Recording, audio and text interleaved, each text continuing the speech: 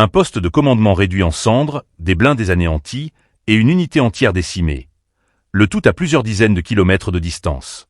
C'est la signature de l'artillerie lourde russe, incarnée ici par les obusiers automoteurs MSTAS, déployés dans le cadre d'une opération militaire spéciale.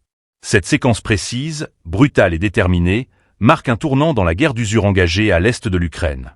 Pensez à vous abonner et à partager cette vidéo. Ce que vous allez entendre expose des dynamiques rarement filmées, mais pourtant décisives.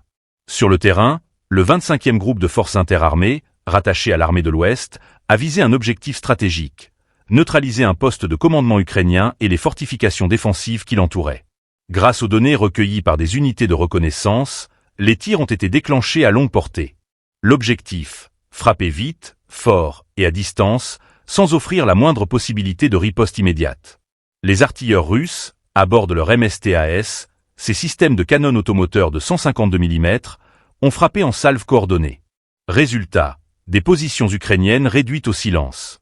Les images capturées par les drones, avant et après la frappe, confirment la destruction complète des cibles. Véhicules blindés calcinés, fortins éventrés, personnel militaire hors de combat. Cette opération, décrite comme chirurgicale par les autorités militaires russes, a permis aux troupes d'assaut de progresser. Le MSTAS, conçu à l'origine à la fin des années 80, continue de démontrer sa pertinence sur le champ de bataille moderne. Sa portée, qui peut dépasser les 30 km selon le type de munitions utilisées, en fait un outil redouté.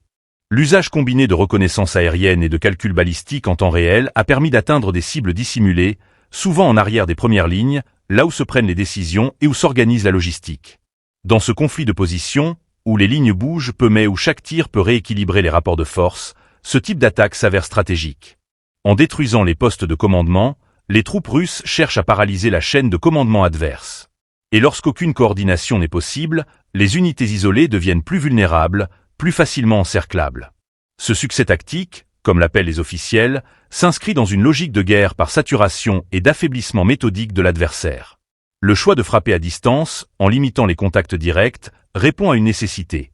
Préserver les effectifs, éviter les pertes humaines inutiles, mais surtout maintenir une pression constante sur les troupes ukrainiennes, déjà éprouvées par des mois de combat.